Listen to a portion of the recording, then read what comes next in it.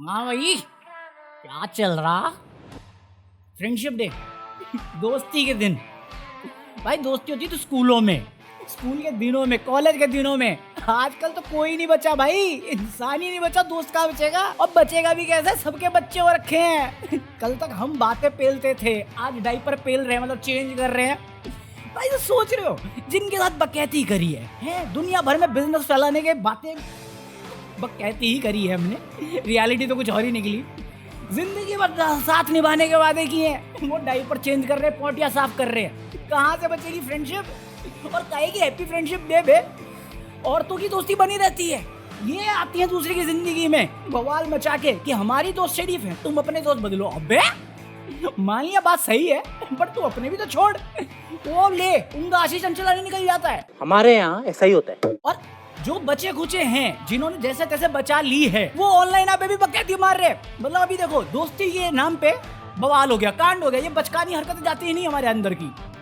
समय रैना ने एक ब्रॉडकास्ट ग्रुप बनाया, उसमें मुन्नवर को को-एडमिन रखा और मैसेज किया, आज फ्रेंडशिप डे है, मुन्नवर को विश करना भूल गया। और फिर एल्विश और मुन्नवर की फोटो पोस्ट करके करता है हैप्पी फ्रेंडशिप डे। अब तुम्हें लगता है ये समय रैना हेजिटेट तो नहीं करता, वो मुन्नवर के लिए हेजिटेट करेगा?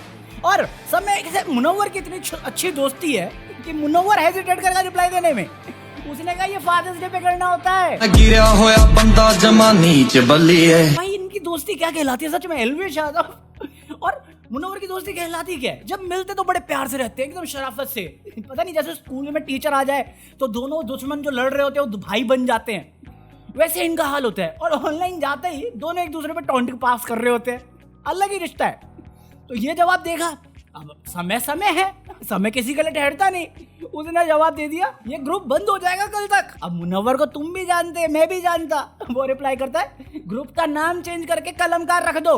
ले रफ्तार भाई भी लाइक, मुझे क्यों तोड़ा?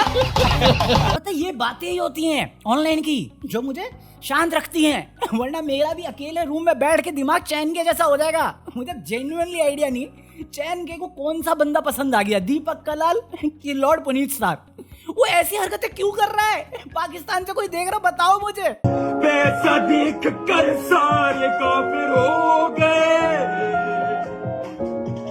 पैसा देख कर सारे काफिर हो गए। अभी एल्विश कुछ ही नहीं कर रहा, जेन्युइनली लीजेंड कुछ ही नहीं कर रहा। वो कटारिया को सपोर्ट करने में लगा है। फुकरा इंसान जीता, वो बोला कि हमें पब्लिक का प्यार मिला, तब कलेश हो रहे थे। अभी कटारिया को संतावना मिल रही है, खुद ही बोल रहा है, भाई तूने पब्लिक का दिल जीता है। अरे क्यों? पैसा जीतना था, ट्रॉफी जीतनी थी, बेइज्जत करके निकाल दिया। दिल जीता तूने, उस टाइम बोला था ना। अब ये रिपीट करो वही बात। अरे भाई साहब, मार्केटिंग सीखनी है तुम्हें, मैं नहीं सिखा सकता, मैं सिखा ही नहीं सकता, क्योंकि मार्केटिंग सिखाने के लिए मेरे को पहले किसी पोजीशन पे होना चाहिए, वरना बातें तो मैं 1000 पेल दूं। वो तो किताबें भी पढ़ी हुई है सिखाने के लिए। सीखने अदनान से सीखो। ओवर कॉन्फिडेंस और मार्केटिंग दोनों साथ चलता है। बिग बॉस में अपना करियर बनाने गया, 7 दिन में निकल गया। 07 justified, brand value justified. Show में गया, अपने छोटे भाई के अंडरग्राउंड रैप करियर को प्रमोट करने की कोशिश करी, कोई दिक्कत नहीं। बाहर निकला, मुन्नवर से पंगे लिया, मुन्नवर ने जवाब नहीं दिया, फेल आइडिया। कॉन्सेप्ट समझ रहे हो? एल्विश से पंगे लिए, एल्विश ने जवाब नहीं दिया, फेल्ड आइडिया। इंटरव्यू में जाके बोलते रहा सिस्टम हैंग, सिस्टम हैंग। अभी समझ में आया कि वो फेल्ड आइडियाज नहीं, सक्सेसफुल आइडिया से। अरे गाना आ रहा था उनका, गाना प्लग मार रहा था, सिस्टम हैंग। अरे जोक थोड़ी कर रहा हूँ, नया गाना है उसके छोटे भाई के साथ, जो पूरा उसी ने लिखा होगा, छोटे भैया ने। सर यार रिवाइव अपना तो हुआ नहीं, छोटे भाई का करेंगे। अबे रात के 1 बजे गाना कौन लॉन्च करता है? गांजा फूकना बंद कर। रात के 3 बजे तुझे कॉल करनी होती है, रात के 1 बजे तुझे गाना लॉन्च करना होता है। भाई आज सुबह ना अभिषेक आनंद पे वीडियो आई, वो रात को 11 बजे हो चुकी थी। मैं एडिट मार चुका था, बट साला अपलोड रात के 11 बजे करके क्या करता मैं कहा सुबह 10 बजे डालेंगे। ये बंदा रात के 11 बजे, माल खत्म हो गया यार, कोई काम बच गया। अच्छा छोटे, तेरा करियर रिवाइव करना था, अपलोड। मैं बता रहा हूँ, ये रैप कम्युनिटी में ना आधे से ज्यादा लोग गांजा फूक के बैठे हैं। नेजी दबा का, चलो अब मेरे को आंसर मालूम है। नेजी दबा से पूछा आप आसमान में क्या देखते थे, तो वो उसका जवाब था कि मैं देखता था कि वक्त कितना हो रहा कि होगा कि मैं नमाज पढ़ सकूं। तो मैं कहा वैलिड रीजन है, बिलीफ है उसका, अच्छी बात है। ये सच में गांजा फूक रहे हैं। अभी कृष्णा का एक पॉडकास्ट आया, इंटरव्यू आया, उसमें उससे पूछा गया नेजी के बारे में भाई का जवाब, गंजन में दत्ता संगंजन में bread. What was the old Nazi like? What was his charm? To be honest, like I did not know Nazi back then. I still don't know him very well. क्या कुछ भी क्या बोल रहा है, और तू ज्यादा फ्री मत हो, समझा ना।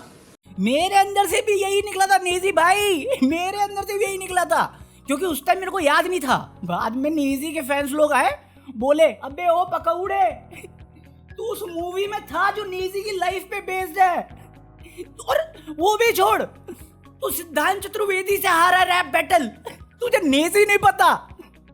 सच में पैसा फेंको, ये कुछ भी मुजरा करने को तैयार हो जाते।